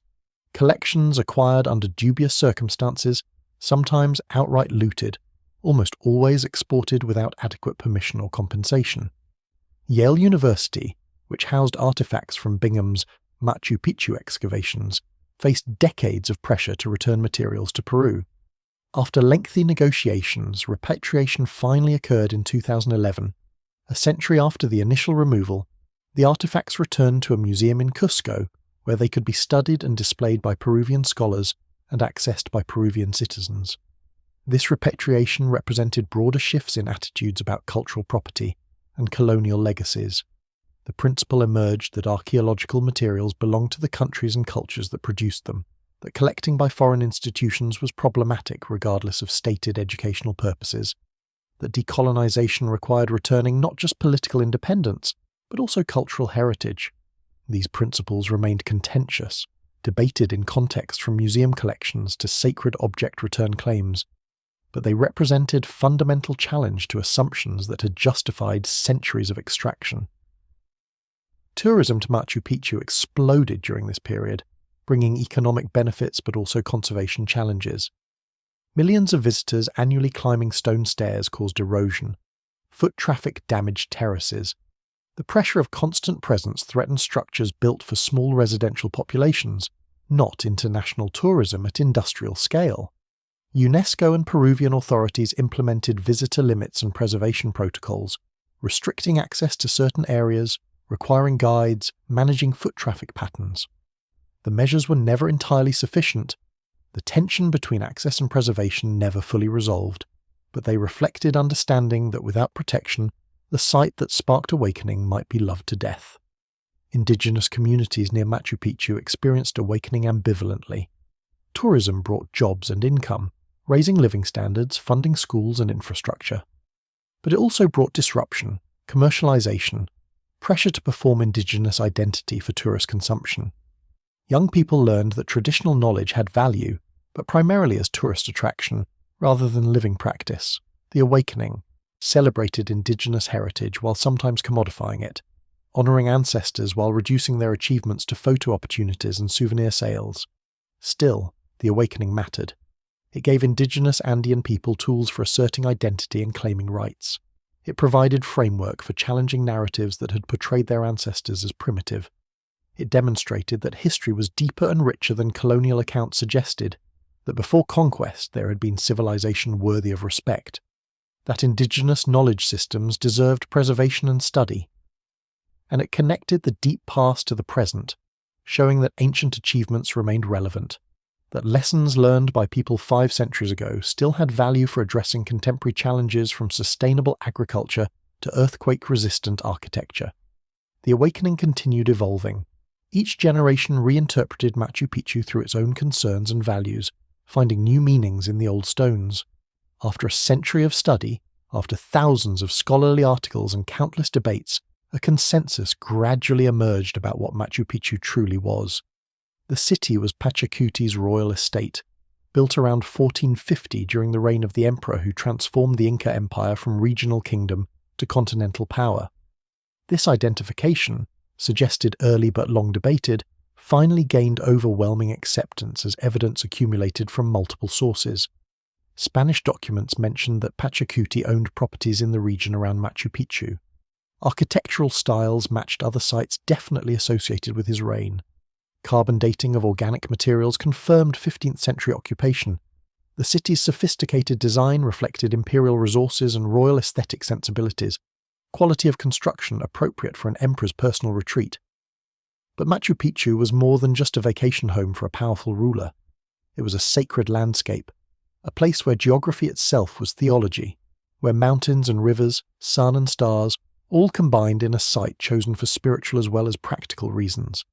The Incas practiced what scholars call sacred geography, understanding certain locations as concentrations of spiritual power, places where human and divine realms intersected, where ceremonies could access cosmic forces that governed fertility and fortune.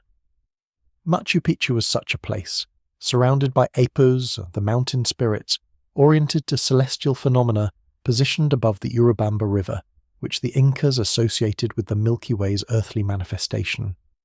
The revelation deepened as researchers understood how Machu Picchu integrated multiple functions seamlessly. It was royal estate and sacred center, astronomical observatory and agricultural experiment station, status symbol and spiritual retreat. These functions weren't separate but interconnected, each supporting and enriching the others. Pachacuti could host court ceremonies while astronomers tracked solstices from temple windows. He could oversee agricultural innovations on the terraces, while priests performed rituals honoring earth and sky deities. He could demonstrate imperial power through construction quality while creating a place for personal spiritual practice, away from Cusco's political pressures. The astronomical alignments proved particularly revealing. The Temple of the Sun's windows framed sunrise on winter solstice, marking the sun's annual journey and connecting that celestial event to ceremonial space. The Intihuatana stone's positioning allowed precise solar observations throughout the year, functioning as a calendar and ritual instrument.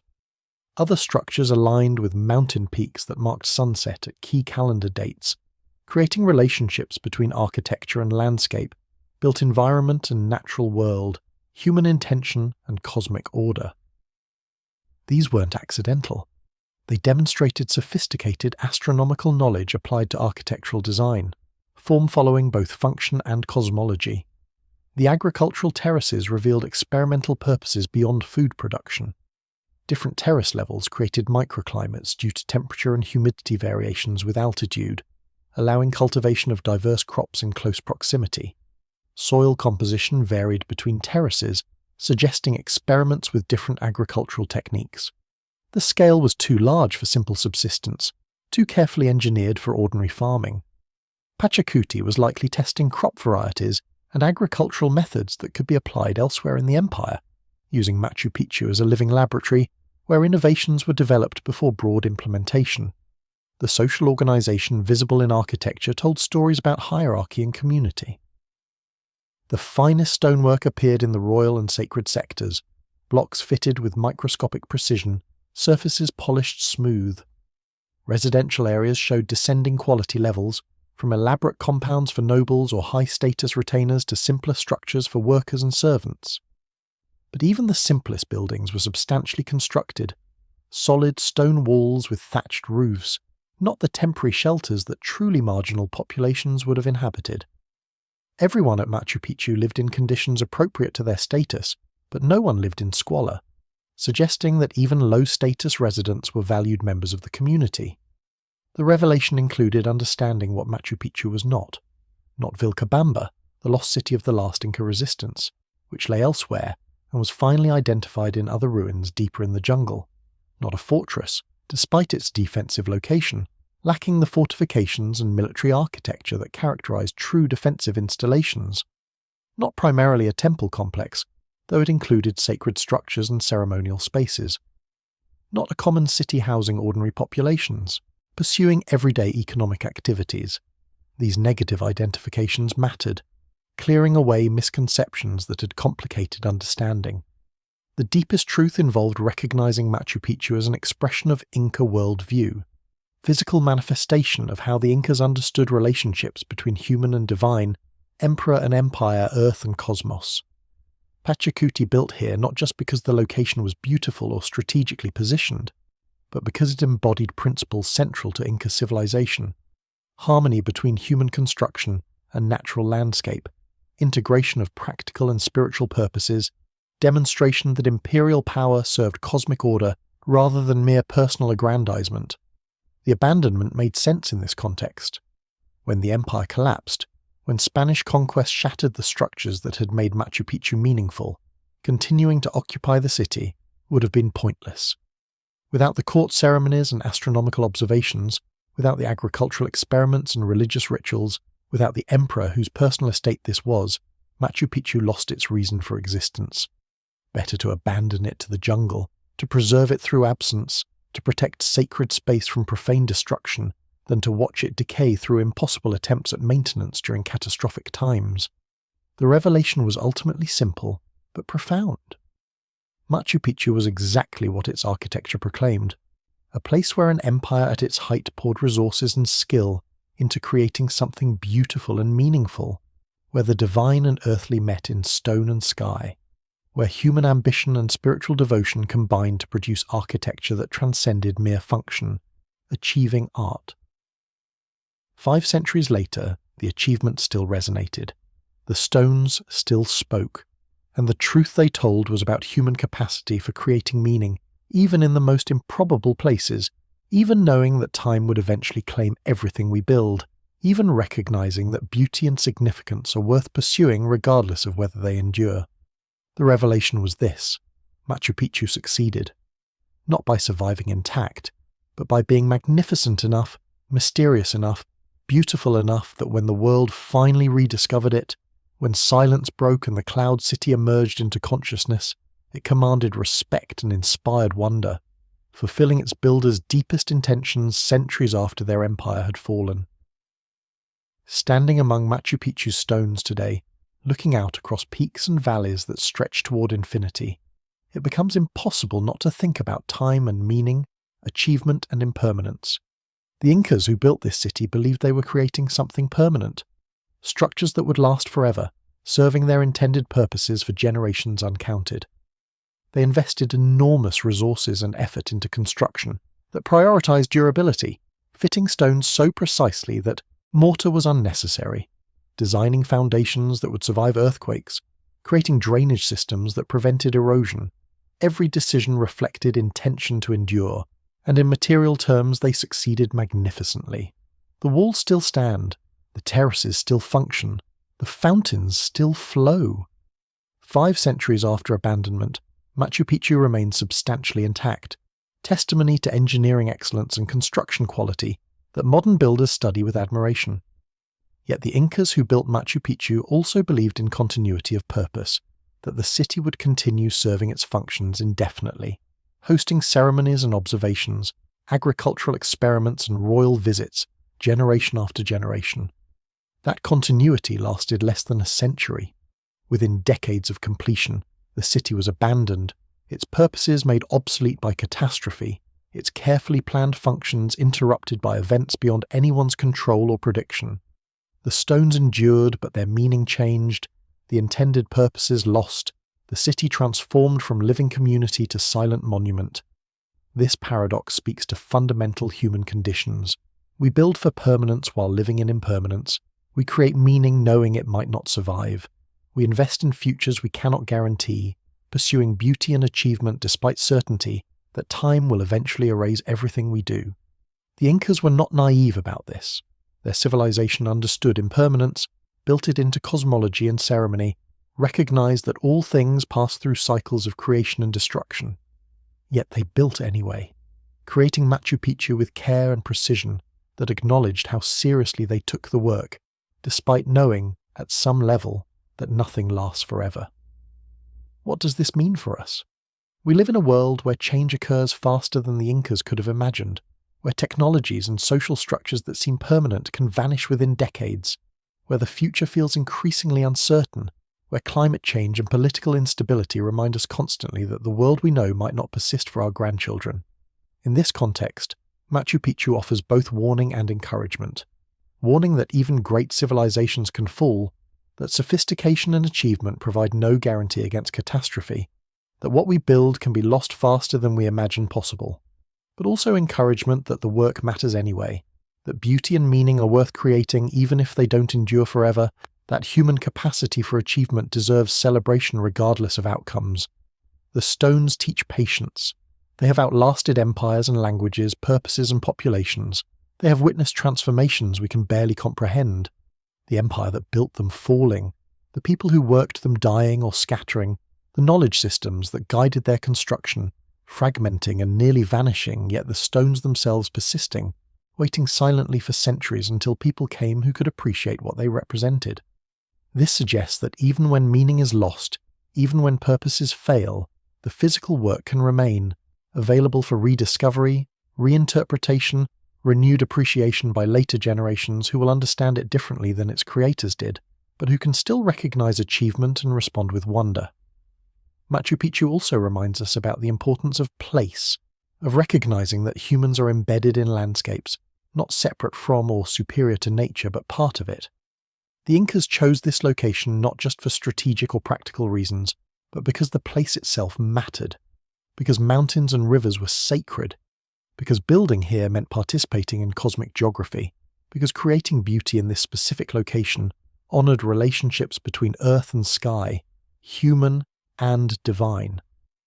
Modern civilization often treats landscape as a resource to be exploited or obstacle to be overcome, but Machu Picchu demonstrates another approach: architecture that works with natural forms, engineering that enhances rather than dominates environment, human ambition expressed through harmony with place rather than conquest of it. The revelation that local people knew about Machu Picchu throughout colonial period, that families farmed its terraces for centuries without reporting the ruins to authorities, suggests something profound about resistance and cultural survival. Knowledge can be preserved through silence. Heritage can be protected through strategic forgetting, at least from official records and colonial powers. The decision to not reveal Machu Picchu to Spanish authorities was a form of agency, a choice made by people with limited power to preserve something they valued, demonstrating that even in contexts of domination and dispossession, communities can maintain control over what matters most by refusing to share it with those who wouldn't respect it. This has implications for how we think about cultural heritage and Indigenous rights today. The past doesn't belong only to scholars or governments or museum curators. It belongs first to the people whose ancestors created it, who maintained knowledge and relationships with places and objects across generations, who have legitimate claims to control how their heritage is treated and interpreted. Machu Picchu's story suggests that Indigenous people have been protecting their own heritage longer and more successfully than outside institutions acknowledged, that silence and secrecy were preservation strategies that worked when official protection was unavailable or hostile. Finally, Machu Picchu reflects on human capacity for wonder, for responding to beauty and mystery with openness and curiosity. When Bingham saw the city for the first time, he recognized immediately that something extraordinary lay before him. When tourists climb the trail today, emerging onto that same ridge, they experience similar recognition, that sense of encountering something that transcends ordinary experience, architecture that achieves art, human achievement that inspires awe. This capacity for wonder is precious, a distinctly human response to beauty that crosses centuries and cultures, connecting us to people long dead through shared appreciation for what they created. We need that wonder. In a world that often feels exhausted and cynical, where problems seem overwhelming and futures uncertain, places like Machu Picchu remind us that humans can create magnificent things, that beauty matters, that even in difficult circumstances, even facing challenges that seem insurmountable, previous generations achieved greatness, building cities in clouds, fitting stones with impossible precision, creating meaning that survived their own civilization's collapse. The reflection is both humbling and inspiring.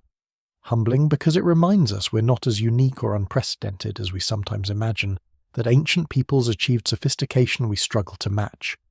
Inspiring because it demonstrates that humans have always been ingenious, adaptable, capable of creating beauty and meaning even in challenging places, even knowing that time will eventually claim everything. The stones remain patient.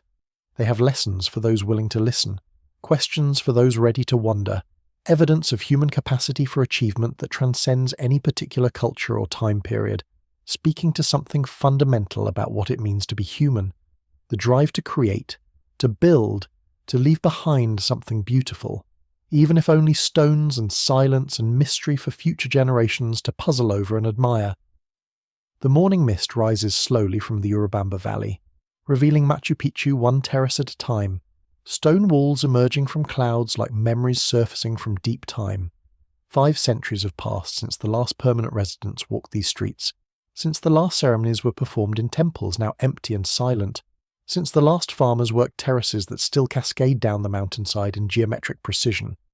500 millennium of rain and wind, earthquake and erosion, jungle growth and tourist feet.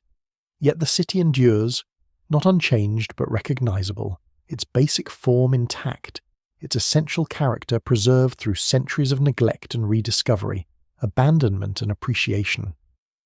The legacy lives in multiple dimensions, most obviously in the physical stones themselves, the walls and terraces that continue performing their functions or at least demonstrating their purposes, water channels that still carry mountain springs down through the urban sector, staircases that still connect different levels, doorways that still frame views of surrounding peaks. This physical endurance is remarkable enough, testament to engineering excellence and construction quality that modern builders study with professional respect. But the deeper legacy transcends mere material persistence. Machu Picchu endures as symbol. For Peru, it represents national pride, indigenous heritage that deserves celebration rather than colonial shame, achievement that commands international respect.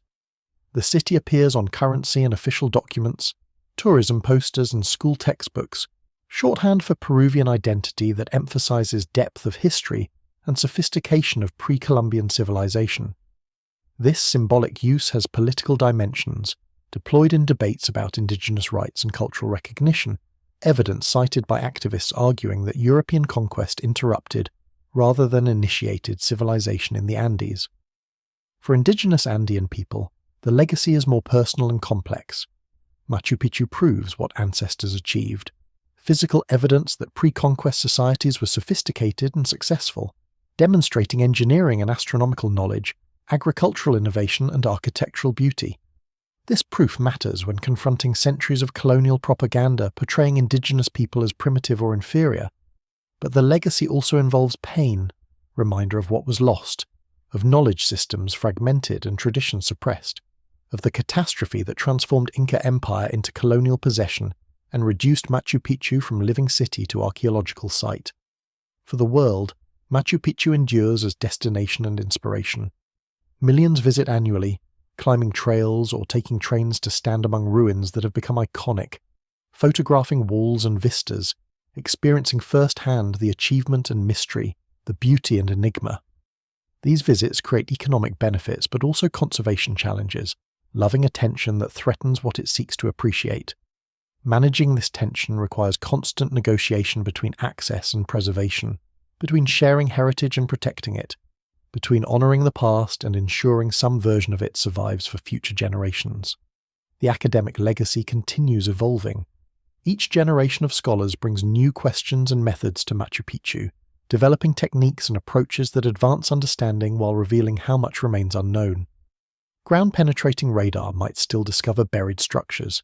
DNA analysis could reveal more about population origins and relationships. Climate studies might clarify agricultural strategies and environmental adaptations. The city remains a productive research site, not a solved puzzle, but an ongoing conversation between past and present. Dead builders and living scholars, achievements we can document and mysteries we still struggle to comprehend. The tourism legacy is perhaps most visible and contentious. Machu Picchu has become brand and business, economic engine driving regional development, employment source for thousands, Peru's most valuable tourism asset. This commercialization troubles some scholars and indigenous activists who see sacred heritage reduced to photo opportunity, profound achievements packaged for mass consumption. But tourism also funds preservation, creates stakeholders invested in protection, distributes at least some benefits to local communities. The challenge is managing tourism so it serves rather than harms, so visitors leave with deeper appreciation rather than merely Instagram posts, so economic benefits support rather than exploit indigenous people whose ancestors built this mountain city. Perhaps the deepest legacy is educational. Machu Picchu teaches lessons about human achievement and limitation, about what we can accomplish and what time eventually erases, about the relationship between building and meaning, material persistence and cultural continuity. It demonstrates that ancient peoples were sophisticated, that indigenous civilizations achieved remarkable things, that European contact brought catastrophe rather than progress, that history is more complex than simple narratives about primitive past and advanced present. These lessons matter for students learning to think critically about history, for tourists learning to appreciate cultural heritage, for citizens learning to respect indigenous knowledge and rights. The clouds shift again, concealing parts of the city, the mist moving through ruins in patterns that probably haven't changed since Inca times. weather indifferent to human purposes and meanings, mountains enduring with patience that makes human history seem brief as breath.